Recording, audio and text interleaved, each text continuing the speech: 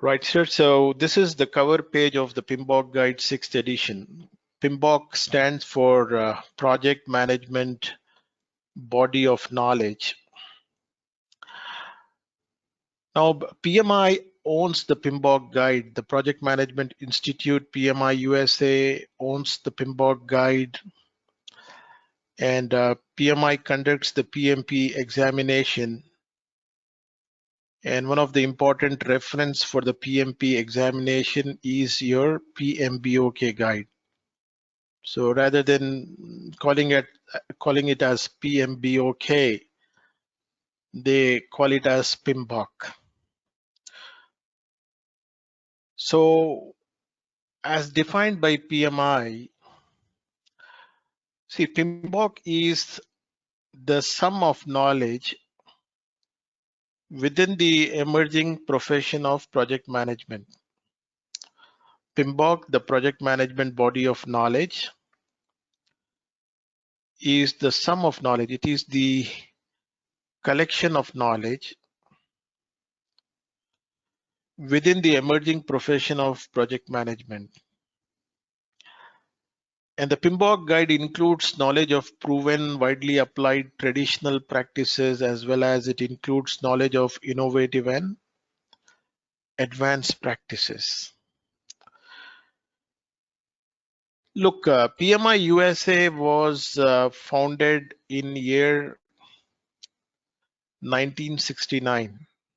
PMI USA was founded in year 1969.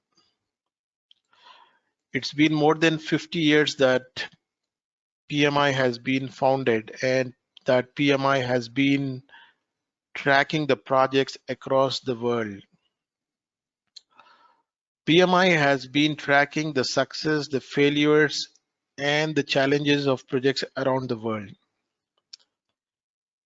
And all that effort that went into tracking the projects for 50 plus years is being moved into this guide that they call it as PMBOK, the Project Management Body of Knowledge.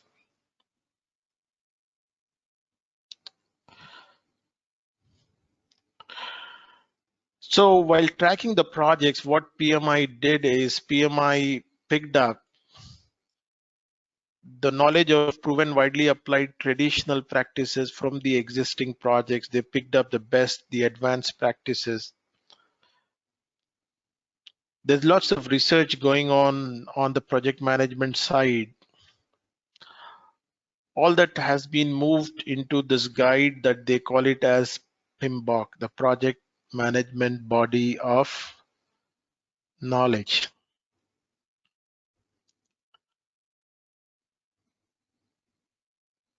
So as defined by PMI, PMBOK is the sum of knowledge. It is the collection of knowledge within the emerging profession of project management. Like I said, the PMBOK guide, it includes knowledge of proven, widely applied traditional practices. It includes knowledge of innovative and advanced practices. And PMBOK is a process-based guide. It means work being accomplished in a project is explained in the form of processes in this guide. PMBOK is a process-based guide. So whatever will go into a project, whether you are making Burj Khalifa, or it might be an oil and gas project, or it might be a typical software development project, or it might be a healthcare project. So whatever goes into a project actually has been explained in the form of processes in this guide. So PMBOK is a process-based guide. When you turn the pages, when you turn the PMBOK pages, what you see inside are the processes. So the current version of the PMBOK guide is the PMBOK 6th edition. And the PMBOK 6th edition has a total of 49 processes that would cover the whole project, right from the first step you take in to the last step you take out. The current version, the PMBOK 6th edition, has a total of 49 processes. And these 49 processes in the PMBOK guide have been explained across the 5 basic process groups. And the same 49 processes have also been arranged across the 10 knowledge areas. The PMBOK Guide 6th edition has a total of 49 processes where each process has a name for itself.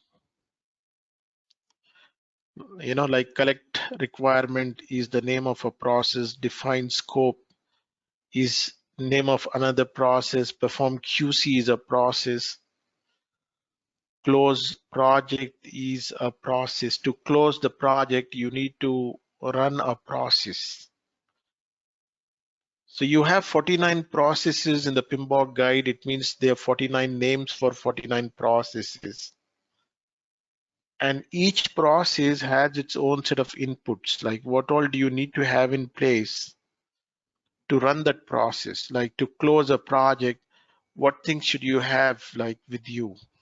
They're the inputs. To perform the QC, what inputs should you be having, right? So every process has its own set of inputs and every process has its own tools and techniques. Like to perform the QC, what tools and techniques will be used? Or when you're closing the project, what tools and techniques will be applied? The tools and techniques are applied on the inputs to get your desired outputs.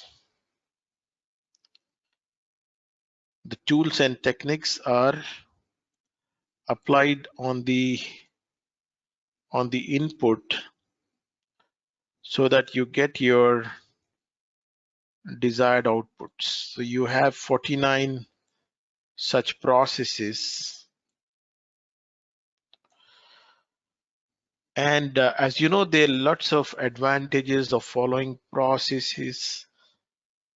If one of the big advantage, if I can tell you as of now, is that when you follow the processes, you get a desired set of outputs. You get desired outputs, you get fixed outputs. So now these processes have been given by the PMBOK, these have been given in the PMBOK guide, and these are to be implemented on different projects. So like I said, PMBOK is a process-based guide. The PMBOK 6th edition has a total of 49 processes, and each of the 49 process, each process has a name for itself. Each process has its own tools and techniques, and each process has its own set of outputs. So you have 49 such processes in the PMBOK guide, 6th edition. And these 49 processes have been explained in 2 ways. These 49 processes have been explained across the 5 basic process groups. And the same 49 processes have also been put across the 10 knowledge areas. So the PMBOK guide 6th edition has a total of 49 processes. And the 49, like I said, each process has a name for itself. Each process has its own set of inputs, and each process has its own tools and techniques, and each process has its own set of outputs. So you have 49 such processes in the PMBOK guide. And these 49 processes have been put across the 5 basic process groups. The 5 process groups, you call them as IPEC, IPECC.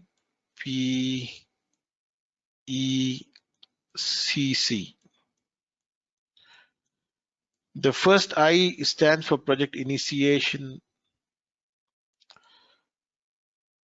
P stands for planning the project. E stands for project execution. C stands for project control. And the last C stands for project closing. So you have 49 processes that have been put across the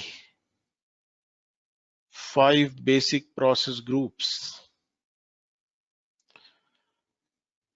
Every project has to be initiated, and as per the PMBOK Guide 6th edition, initiating a project is like doing 2 processes out of 49. Initiation is doing 2 processes out of 49. Planning is like doing 24 processes. Executing the project is to do 10 processes out of 49. Controlling is to do 12 of them. And closing is like performing 1 process. And when you sum it up, this comes to 49.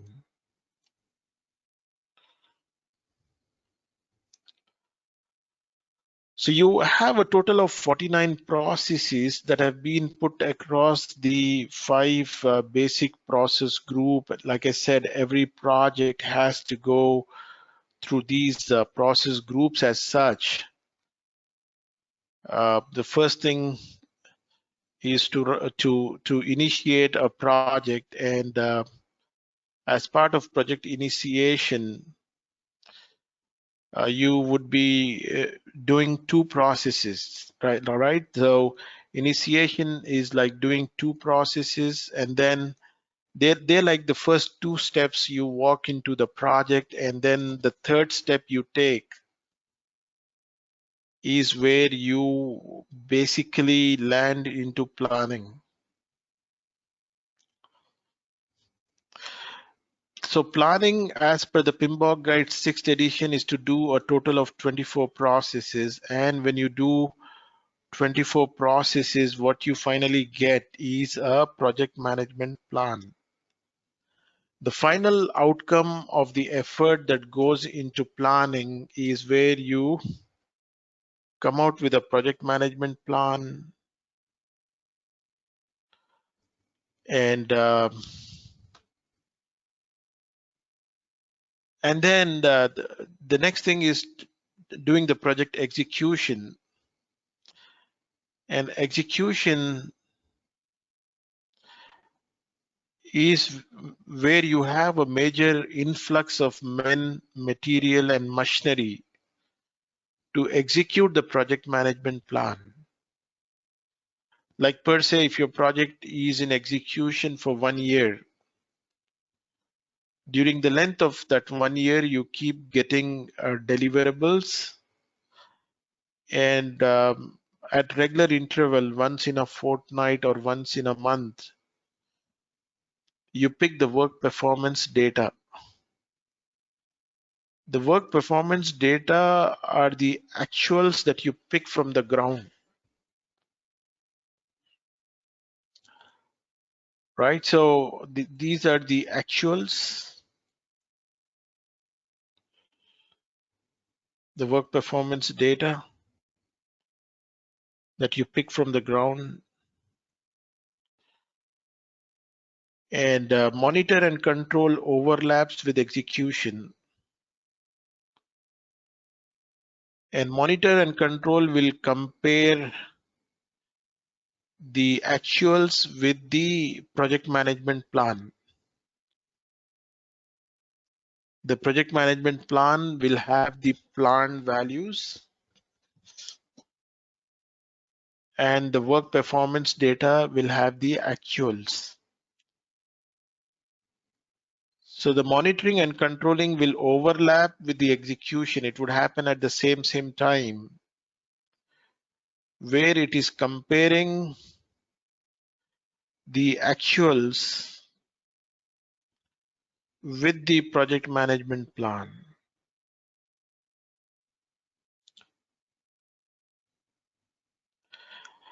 And see, part of your project management plan, you will come to know later on that part of your project management plan will be, it includes your project management plan includes the scope baseline. The project management plan includes the cost baseline. The project management plan includes the schedule baseline,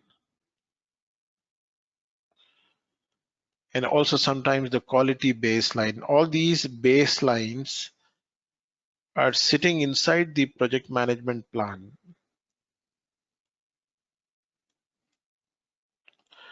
The project management plan includes the baselines. Baselines, ideally, like when the project is in execution, you compare your work performance against the baselines, which are ideal values. Ideally, the scope that is being delivered during project execution should be in line with the scope baseline. Ideally, the cost performance during project execution should be as per the cost baseline. Ideally, the time performance of the project during project execution should be as per the scope baseline. So monitor and control is comparing the actuals with the planned value. Like per se, the cost authorized till today was $40,000, and cost incurred till today is $60,000. I'm sorry. It means as of today, there is a cost variance. You have overshot the budget by $20,000. So when you have the baselines, you would always know where you should have been and where are you. So that accordingly, you could do your replanning to come back in conformance with the baseline. Like, with respect to schedule, where you should have been and where are you. Like, for example, you come to know that you're running 30 days behind schedule, or you come to know you overshot the budget by $5,000, or you come to know that you're not meeting the quality standards. So in any of these cases where there is a variance, where there is a deviation from the baseline, what you do is you go back for a replanning. When you do the replanning, the project management plan gets updated, and the execution will happen as per the updated plan. Whenever you do the replanning, the plan gets updated.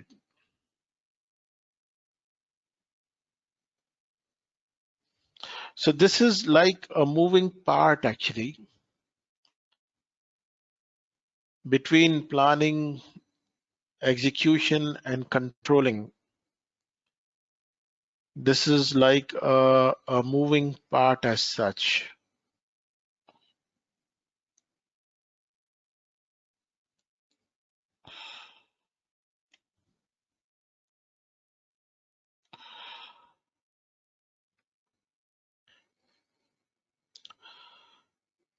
So this is quite obvious. You might have done the best planning in the world, but things do not happen on dot.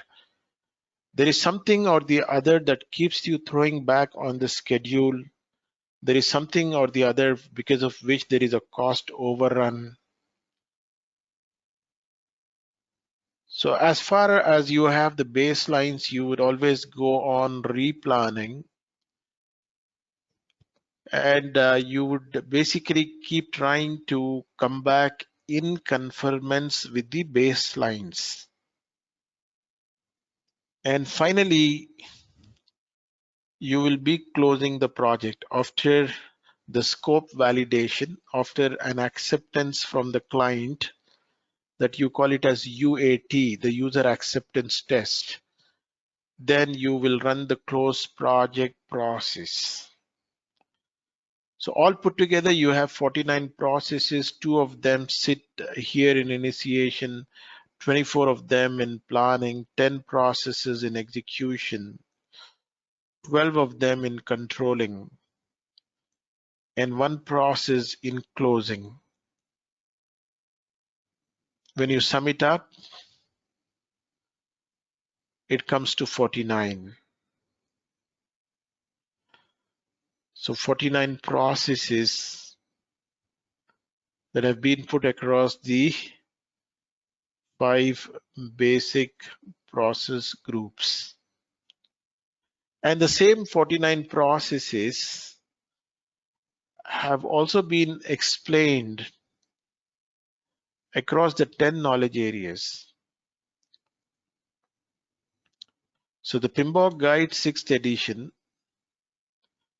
has 49 processes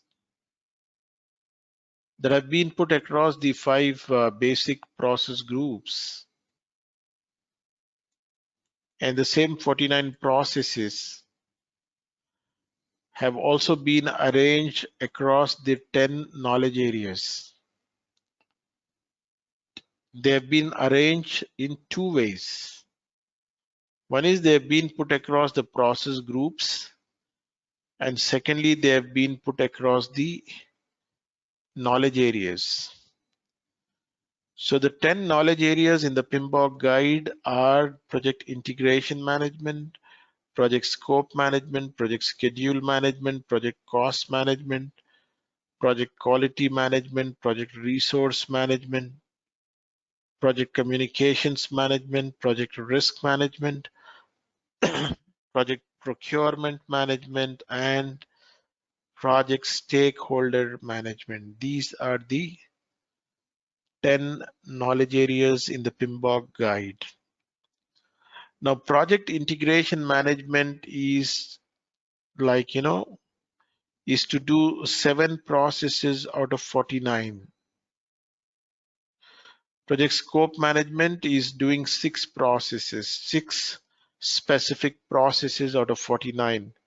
Schedule management is to do 6 processes. Cost management is like performing 4 processes.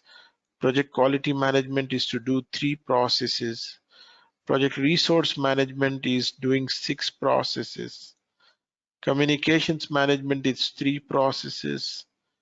Risk management is 7 processes. Procurement management is doing 3 processes. And stakeholder management is doing 4 processes. When you sum it up, it again comes to 49. 49 processes put across the 10 knowledge areas, and also the 49 processes put across the 5 basic process groups.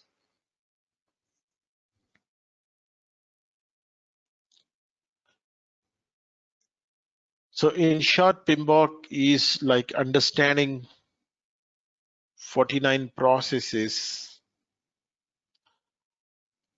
across the 5 basic process groups, and also understanding the 49 processes across the 10 knowledge areas.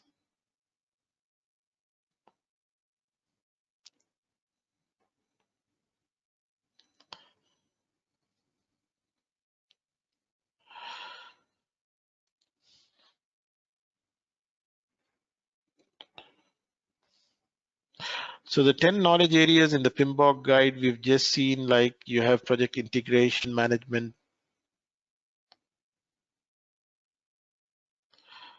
project scope management, project schedule management, project cost management, project quality management, resource, communication, risk, procurement, and stakeholder.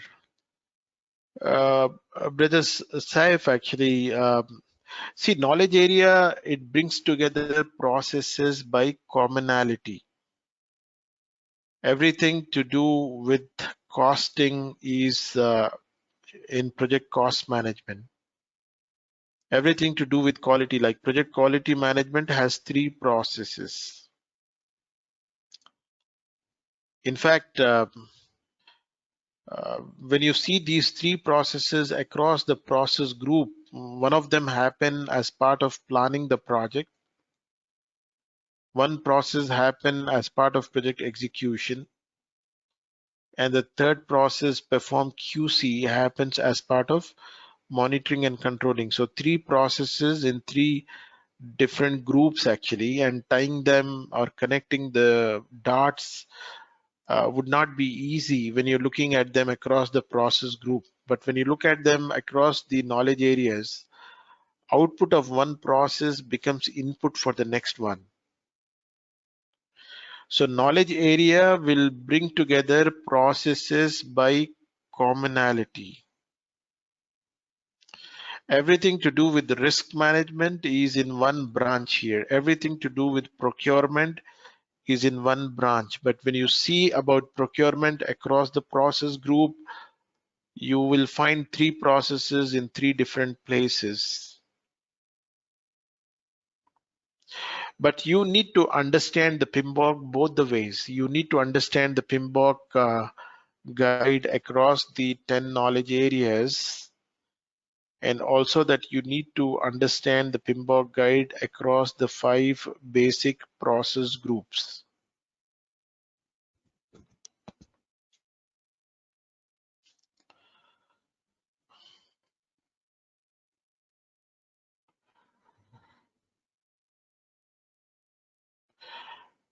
In fact, I sent across the Solus course material to you today before the class.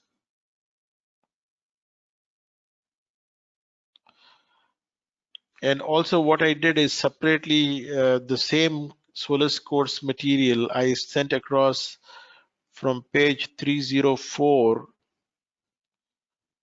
to 331. Actually, this book is authored by me and approved by PMI. Now, if you basically look at these pages from 304 to 331, the pages toward the end of the book, the Solus course material, I want you actually to memorize a few pages, not much of it. From the Solus course material, I want you to memorize page number 317, 319, 320, and 325. Right? I want you to memorize these pages from here. Pick up page 317, 319, 320, and 325. Page 317 in the course material, the Solus course material, is what you see on my screen right now. Page 317 is a trick actually to remember the 10 knowledge areas and the 5 process groups in short.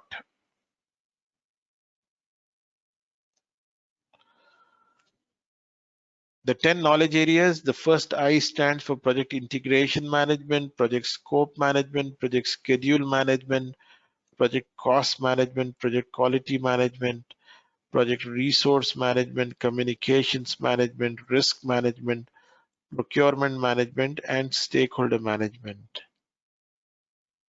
And these are the number of processes under each of the knowledge area. Integration management is doing 7 processes out of 49.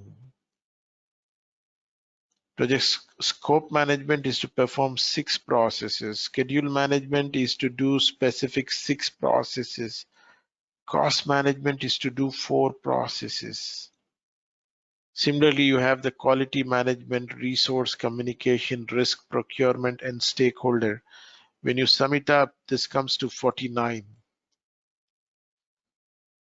So 49 processes put across the 10 knowledge areas, and the same 49 processes have been put across the 5 basic process group that you call it as IPECC.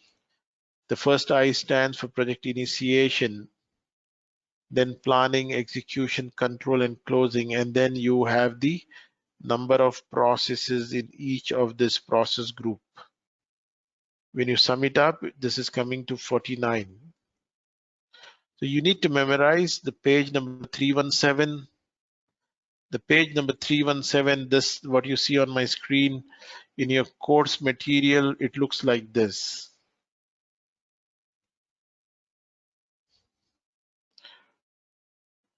Right, so you have to memorize this, and then you have other than page number 317, you have to memorize page number 319 and 320. Page number 319 and 320 is like putting the whole PMBOK guide on 2 sides of 1 page. PMBOK is like 700 odd pages, and it's like a fat book, and the whole book I'm bringing it for you on 2 sides of 1 page. So 319 and 320 is PMBOK in short actually, or PMBOK is elaboration of page number 319 and 320. If I show you page number 319 and 320 in your course material, page number 319 actually looks like this. Like on page number 319, you have these knowledge areas: project integration management, project scope management, schedule management, cost management, quality management, resource management. The rest of these are 6. The rest of the 4 are on page number 320. So this is page number 319. Project integration management has a total of 7 processes.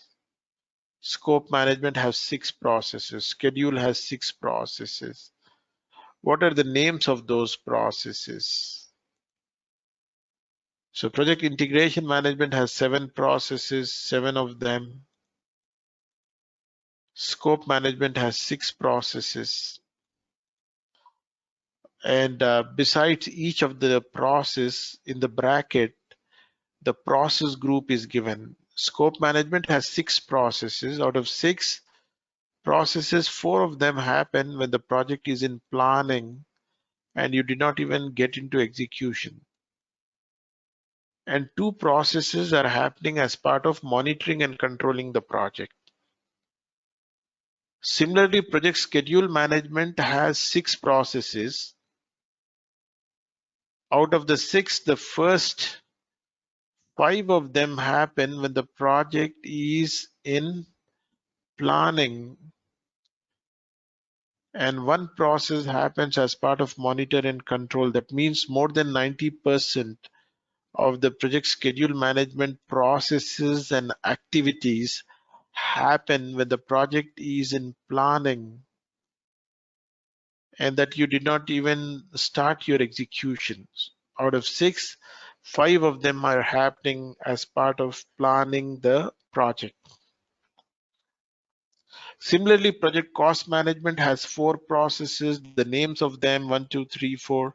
The first 3 processes here are happening as part of planning the project, and 1 of them happens as part of monitoring and controlling. Project quality management has 3 processes. The first one is to plan quality. The second one is to manage quality. The third one is to control quality. You plan quality as part of planning the project. You manage quality as part of project execution. You control quality as part of monitoring and controlling the project. So 3 processes in 3 different groups actually. So you pick them up and put it under one branch here called project quality management. Similarly, you have project resource management. So this is page number 319 in your course material, and the page number 320 looks like this. You have the rest of the 4 processes out here. If you memorize page number 319 and 320, what does it mean actually? If you memorize page number 319 and 320, it means that you memorized the names of 49 processes, and that you're able to put these processes under appropriate knowledge area, and that you're also able to map them to the process group.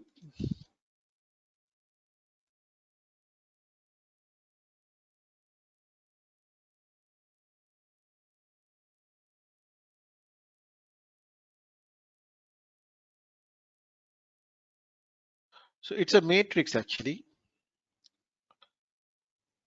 So if you memorize the 319 and 320, it means you memorized all the 49 names,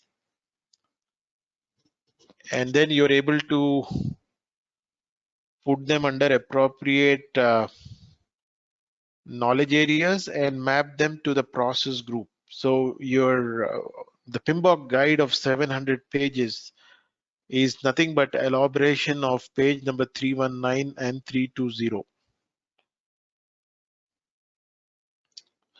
I will check it out, Brother Riaz, and I will send it to you. I will send the course material to you after the class if you have not received that. Perhaps I have to check whether your name is there in the WhatsApp group, because I put it in the WhatsApp group of this class.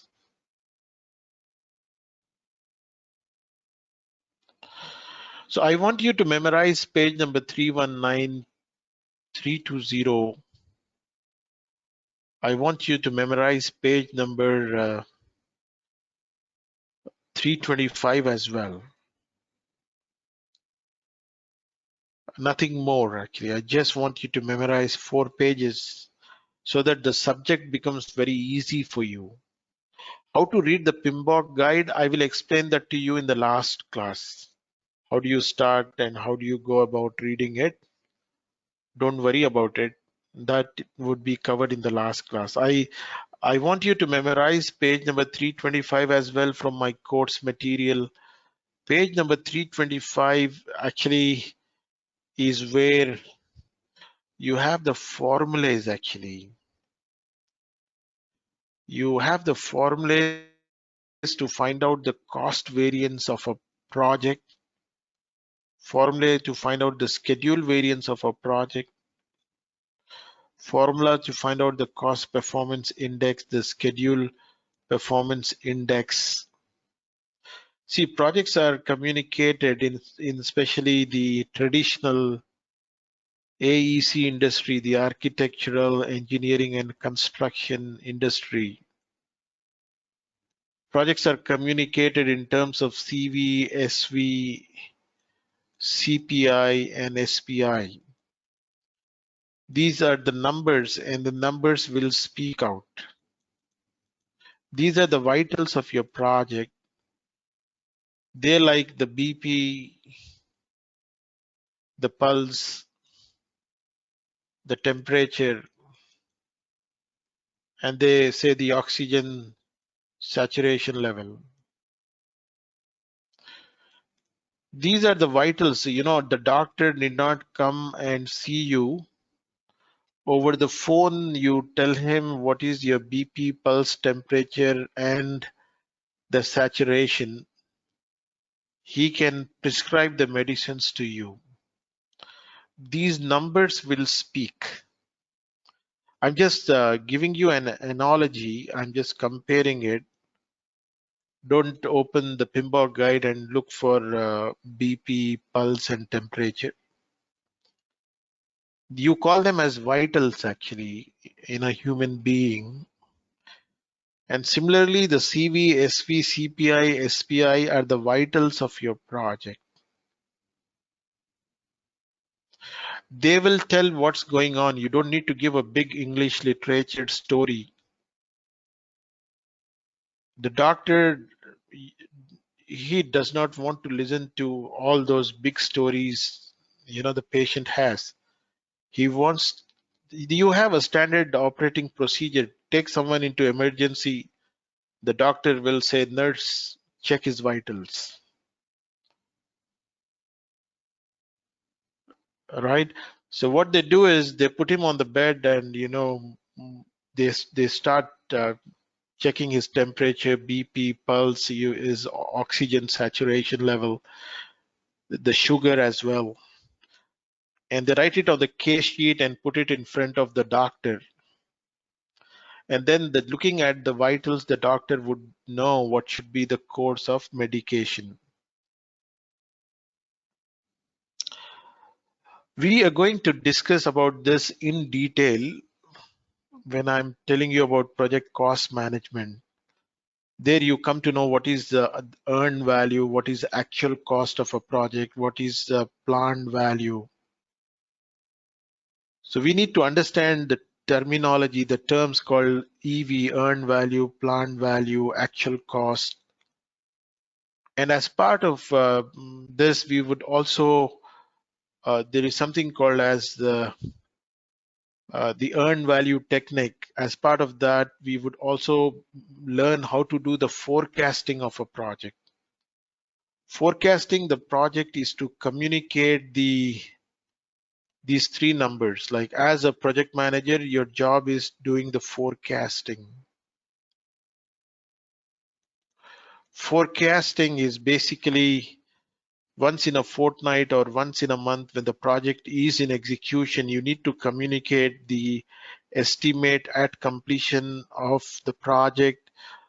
You need to communicate the estimate to complete of the project, and you need to communicate the variance at completion of the project. Communicating these three parameters is like, forecasting the project. So as of now, I'm just trying to tell you is these are the few formulas that you have in the PMBOK guide that you need to memorize them. And you do get questions around this in the exam. And thank God we don't see calculus here. There's no integration. There is no differentiation.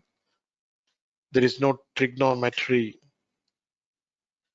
There's no algebra. What you have is to answer this question, it is arithmetic, plus minus multiplication and division. But you need to memorize these formulas. In the exam, he would have given you question where you have to read the question, pick the components of EV, AC, PV, substitute in the formula, and answer like, what can you tell about the project? Like, what is the cost variance running on the project as of now? What is the schedule variance running on the project? What is the cost performance index of the project now? What is the schedule performance index of the project? Like I said, all these things will be explained to you not today, later on. Like I said, you have to memorize page number 325, so I have to show you this page as well.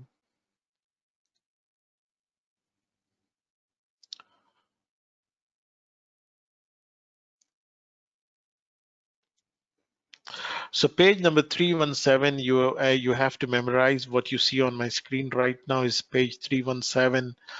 You have to memorize page number 319, where you have the knowledge areas and the number of processes in each of the knowledge area. Like, you have 7 processes, names of the 7 processes, and then in the bracket out here, you have the process group actually. So this process happens when the project is in initiation. This process happens when the project is in planning. This happens in execution, these two of them. These two happen as part of monitoring and controlling the project. And the last one happens when the project is in closing. Similarly, scope management has 6 processes all put together. You have the names of the 6 processes. Out of the 6 processes, the first 4 of them happen as part of the planning of the project, and the last 2 are happening as part of monitoring and controlling. So if you memorize page number 319 and 320, it means you have memorized the names of all the 49 processes, and that you're able to put those processes under appropriate knowledge area, and also that you are able to map the processes to the process group as well.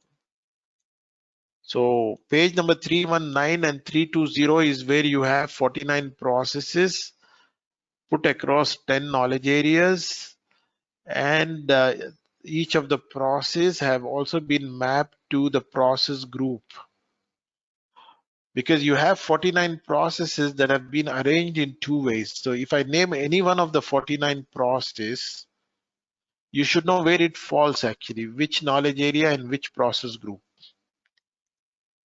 If you know that, then it becomes easy for you in the exam to strike the correct answer without wasting much time.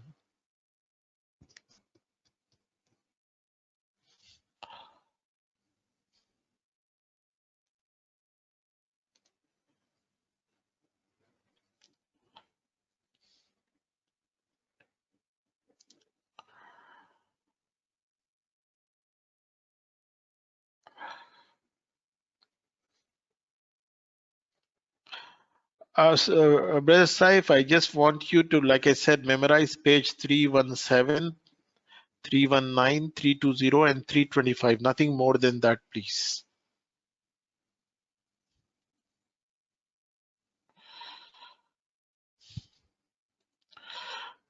Right. So project initiation, you have 2 processes. The first one is develop project charter. This is a process. It has its own set of inputs, tools and techniques, and outputs. And the second process is to identify stakeholders. Again, this process has its own set of inputs, tools and techniques, and output. When you do these 2 processes, you are done with project initiation.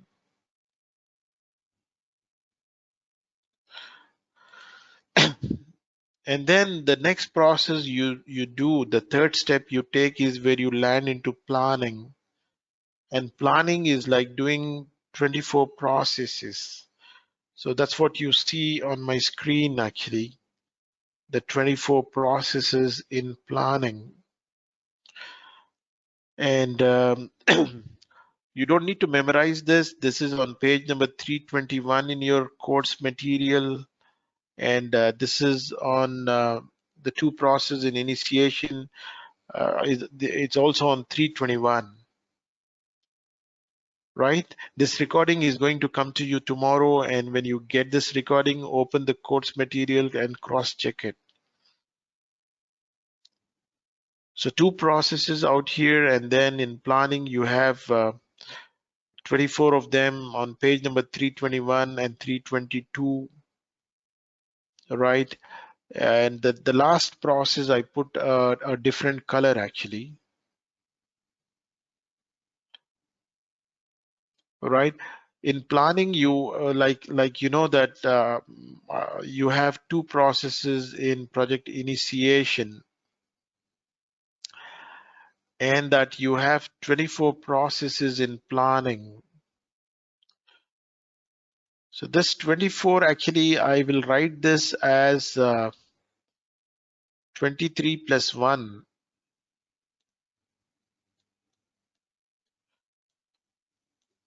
So the name of the 24th process is develop project management plan.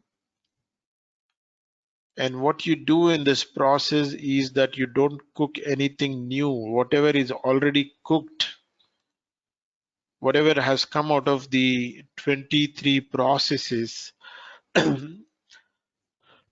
I'm sorry, you put that all in one place in the 24th process. Output of these 23 processes are put in one place in the 24th process. And the name of the 24th process is develop project management plan. And as an output of this, you are coming out with the project management plan itself. So the 24th process is where you're not cooking anything new, but whatever is already been cooked, you're putting that all in one place in an order, in a sequence, that you call it as a project management plan.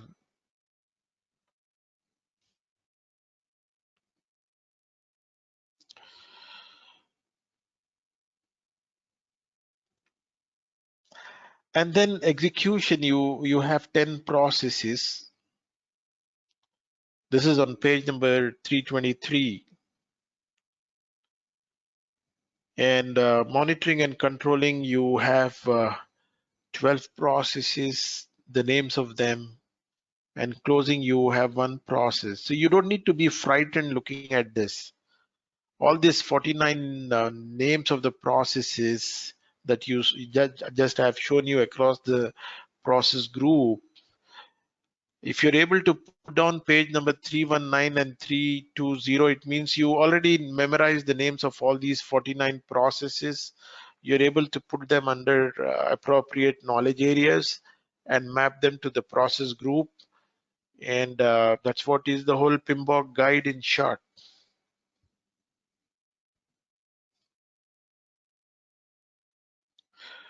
Right, sir? Yeah, right. So it's getting interesting, I believe.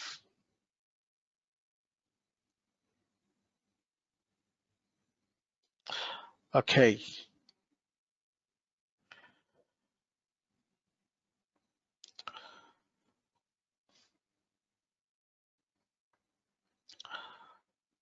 So just to give you an idea about the PMBOK guide, actually. See, the PMBOK guide, 6th edition, it has 3 parts actually. Part 1, part 2, part 3. The part 1 of the PMBOK guide is till page number 537. And part 1 of the PMBOK guide is where they explain the 49 processes across the 10 knowledge areas. Part 1 is explaining the 49 processes across the 10 knowledge areas, and then part 2 of the PMBOK guide is explaining the 49 processes across the 5 process groups. Part 2 is 49 processes put across the 5 basic process group. Part 1 is where they explain across the 10 knowledge areas. So if you know part 1, part 2 is simple to understand. Part 2 is from page 538 to 635. And the part 3 of your PMBOK guide is where you have the appendices, glossary, and index. And then additionally, along with the PMBOK guide 6th edition, there came an agile practice guide. It came bundled with the 6th edition, and the agile practice guide is of 156 pages. I sent across the PMBOK guide to you. I also sent across the agile guide to you. right? The Agile guide looks like this, 120 odd pages. 50% of the questions in your exam will come from the Agile guide, and 50% of the questions in your exam will come from the PMBOK. Previously, the previous pattern that was before December 31st last year, 2020, there were no questions coming from Agile. You had 200 questions coming in the exam in the old pattern. Out of those 200 questions, almost 198 of them per se were all from the PMBOK guide on predictive approach. Perhaps you would be getting around 2-3 questions from Agile. But now the new pattern is where 50% of the weightage, 50% of the questions are coming from the Agile practice guide, and 50% questions in your exam are coming from the predictive approach. That's what is explained in the PMBOK guide as such.